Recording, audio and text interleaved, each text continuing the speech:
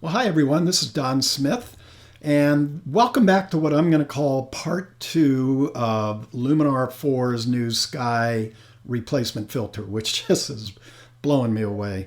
AI technology from all the companies out there, from On1 to Skylum to Topaz, it's just absolutely remarkable, and we're the lucky recipients that get to play with all this technology and let our creativity run wild.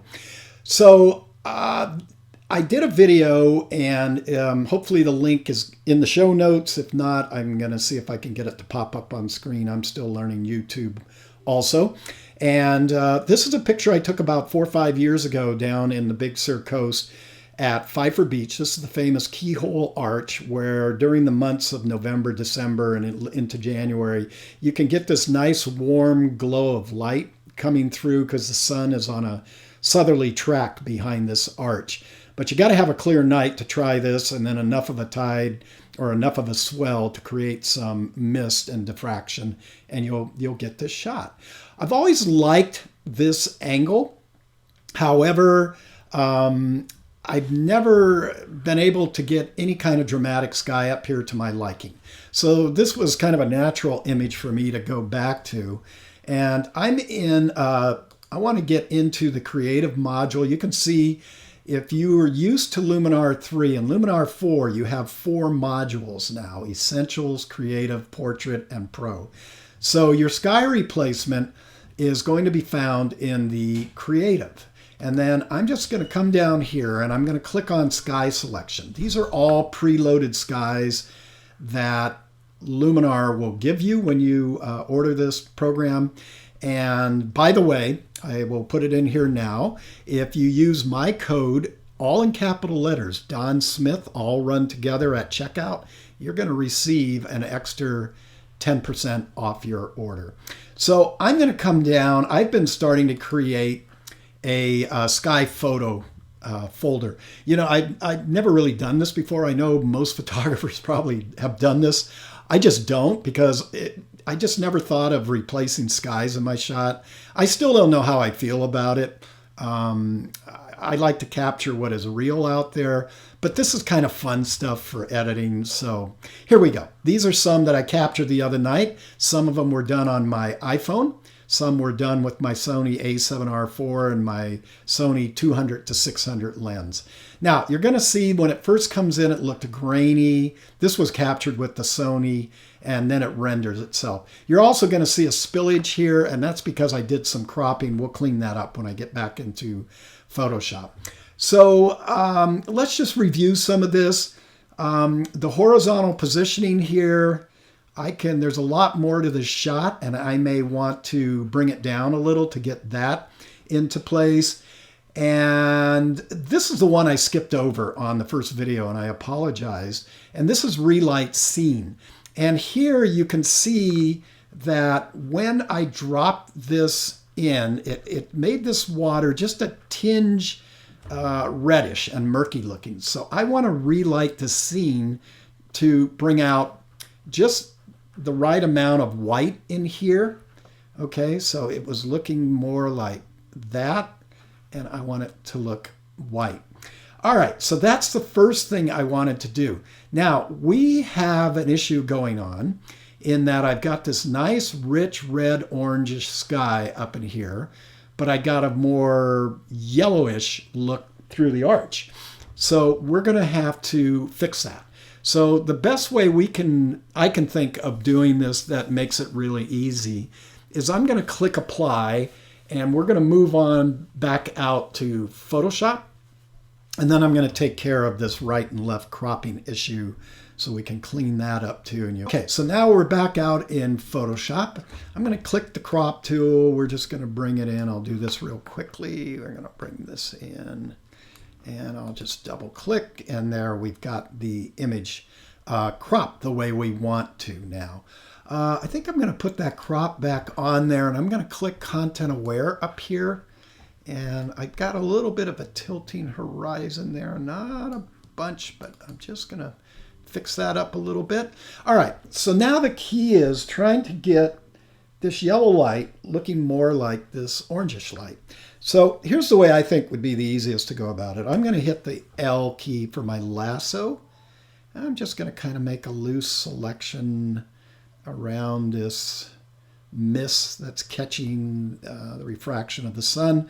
I'm going to right click, feather it out. I only need to feather this about 20 pixels, just so we have a little bit of a transition. And I'm going to come up to my layer palette here and come over here to Hue Saturation. And what I'm going to do, the first thing I'm going to do is I'm going to take this and I'm going to bring up the saturation a little bit. I don't want to go over the top. Just bring it up a little bit. You still see it's yellow. Now we're going to come up to the hue slider here, and we're just going to work it back more towards orange. Okay.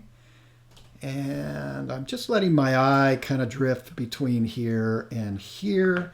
And then because it is on a layer, by the way, let me click on the layer and hold down on the Option Alt key. There's the selection we're working on. If you're new to masks, anything that's white will get the effect. Anything that's black is protected. The slight little 20 pixel transition here, if I click my zoom key, you should be able to see it there. That's that transition I was talking about there. Okay, so let's click back on the mask, Option Alt.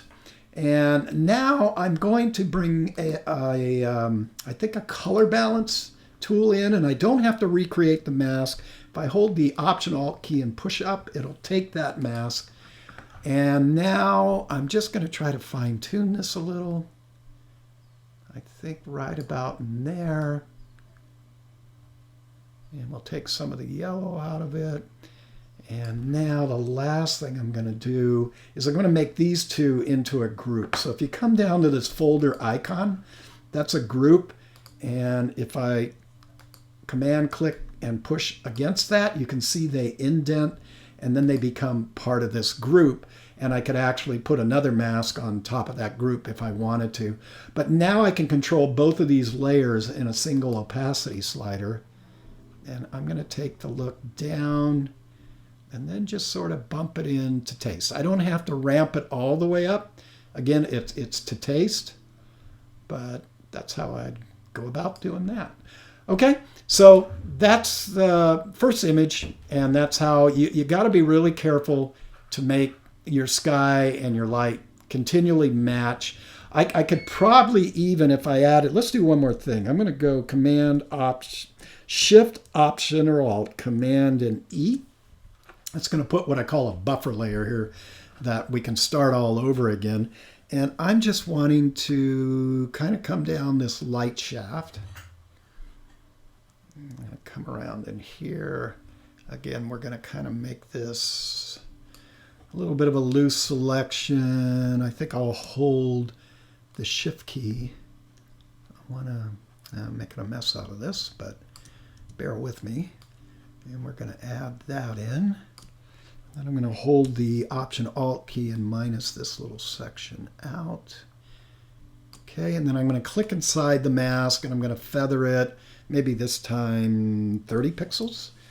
Okay, and then what I'm going to do is I'm going to come back up into Luminar 4. And we're going to, this should pick this selection up that will allow me just to work on that selected shaft of light in the water. And the key is that I want to warm this up a little bit, okay? So I think where I'm going to go with this, and I've got to find where they've put everything. Let's go to color. Let's try advanced settings. No, it's not in there. Landscape enhancer. There we go. I'm looking for the golden hour. And I'm going to bump that up just a little bit. I'm going to go over the top because I'm on a layer out there in Photoshop. Now I'm going to go back and we're going to apply this back to our image. And then the beauty of being on a mask is we can paint in or out. Now we have the, I'm going to hit deselect here. Command D to take that away. And because this is on a layer, I'm going to take that down, turn it off, and then just bump it in just till it kind of starts to look like it's picking up that warmish glow right down Broadway there. Okay, so now let's turn this all off and turn it back on, and there. I think that's looking a little bit more the way I wanted it to look. And I could even warm this selection up by, again, adding a color balance layer to it if I wanted to. So you get the idea. I'm not going to go through that because I've already showed it. All right, let's come over to one more here. This picture was captured about a week or so ago up in Zion National Park on my annual Bryce Zion workshop, which we're actually going to put on the shelf for 2020. I'm just going to take a break from it. It's been a very popular workshop over the years, but I'm looking at adding a few different ones for 2020. It'll come back. I'll bring it back. This one, I think, I'm just going to go to Landscape Enhancer. Okay. These are the Tower of Virgins, and if you're familiar with Zion National Park, this is behind the museum, and it's one of the true sunrise places you can still get to in the fall, because now in the fall they're on the shuttle system, and the first shuttle doesn't leave till right at sunrise time. So any sunrise spots I had in the park are kind of taken out, null and void, but I can still get here because this is prior to actually getting to where the shuttle system operates. We've had this beautiful sort of rabbit brush and these cottonwoods back in here. And I think the first thing I want to do here is just do a little bit of AI enhancing. And then, let's see. Where did you guys put all of this stuff? Landscape Enhancer. There it is. Foliage Enhancer. You know, it's trying to relearn it because they moved everything around on us. But I think I'm going to like it because it all makes more sense to me as the more I start working with this. Okay, so I'm just working on this portion, not even thinking about up in here. So the next thing now I'm going to do is I'm going to come over to Creative and go to my sky replacement. I'm going to come back down into my folder here, and I like this shot I did the other night with my A7R4 and my Sony 200-600. And I just shot this sky off my back deck at sunset time. We have these cool clouds in the sky, and I can play around with, again, the horizontal positioning.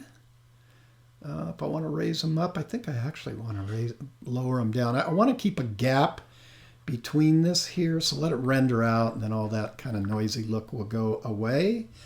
Let's see. Let's go in this. Let's try it relighting the scene because it's kind of given that warm cast down here. So I'm going to take that off. So now it's up in here and not down there. So relighting a scene, it's very important when you're working with doing sky replacements to understand where your light's coming from, and everything has to match. So for example, if I had shot this scene and the sun was setting across that way, then I would have to come in here under advanced settings of sky replacement and do what we call flip the sky, like that, okay? But the light was matching. Now, one thing I may want to do under here is go to my sky defocus and just kind of soften them down a little bit, just like we can give it a little bit of movement, similar to what we'd be doing if I had a neutral density filter on, like a Singh-Ray 10-stop more slow. You know, I could do something like that. So that's pretty cool. So I think I'm going to go ahead and apply this out, and then we're going to fine tune it in Photoshop. What I'm not liking is I just seems a little cartoonish, this light. I think it's a little too punchy, and I just want to take it down or change it just a smidgen. And again, we'll go back to this lasso selection technique, which I just use on about 90% of all my images to do local corrections. I'm not one that does local corrections inside a Lightroom or a lot of these programs. You know, we all have our own ways of doing it. I'm not saying one way is right or wrong, but we all have our own way of doing it.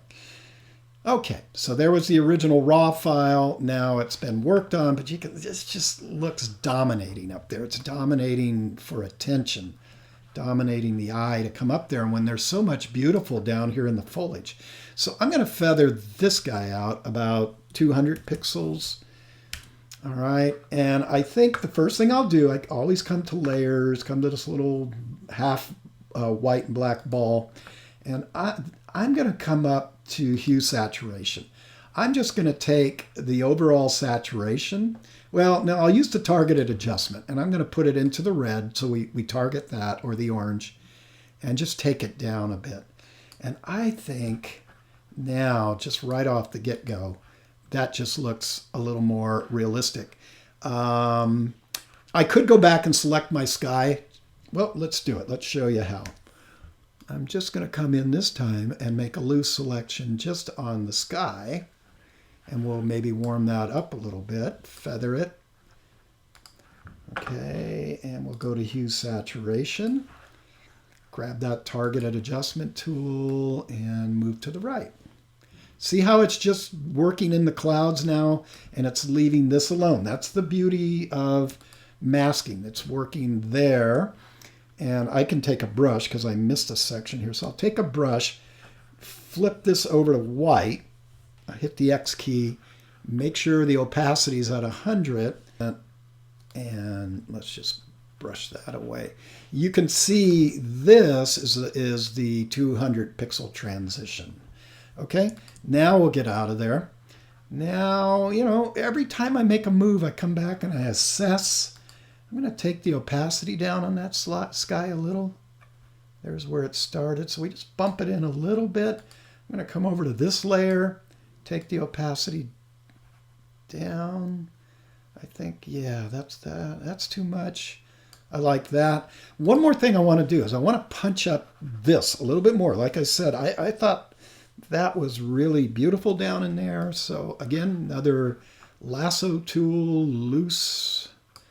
And you don't have to pay attention too much to your selection. This time I'm going to make this one 300 pixels, just another smoother. The higher up you go, the more gradient you get.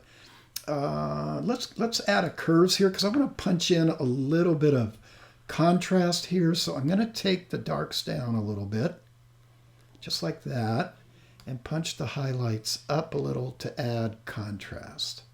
Not a lot, just subtle. Okay, and then I'm going to add one more on the whole bottom here, and I think I'll have it. Again, I make a move, and then I look, and I assess, and that's how I work through my pictures. So I'm going to feather that again. We're going to add one more curves adjustment layer, and targeted adjustment, and we'll just come into these dark trees. Just sort of lighten that up, just a tinge. Okay, then I come up here and I turn it on and off.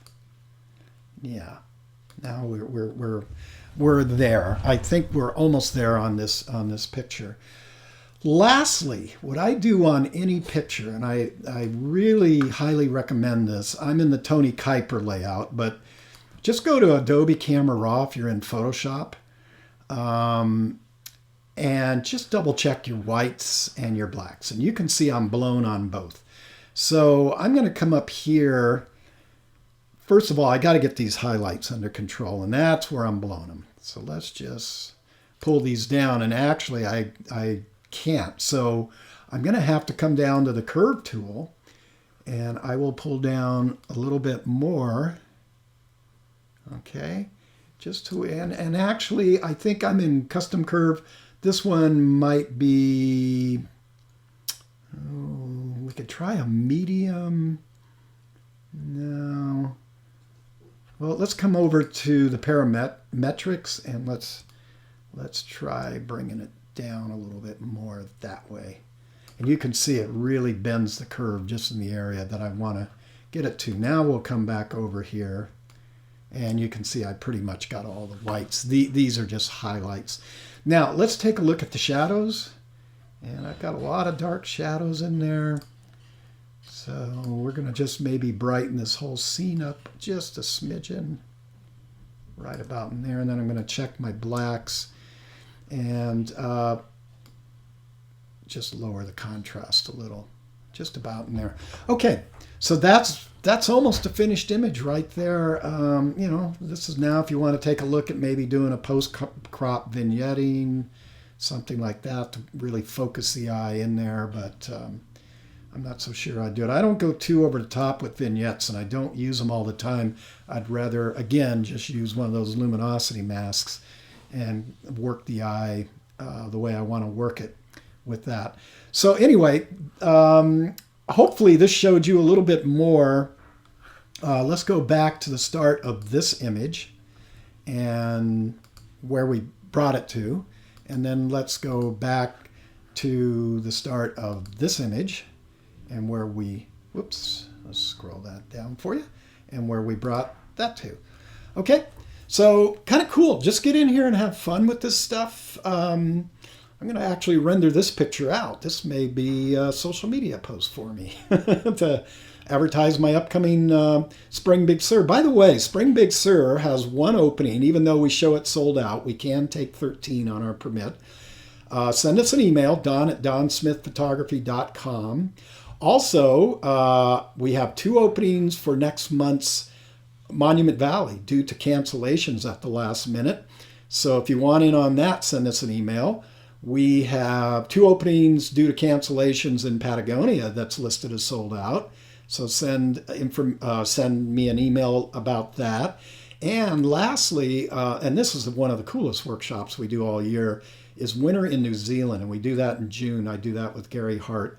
And we've had 3 or 4 cancellations. So we've got 5 spots. We were down to just 1 spot open.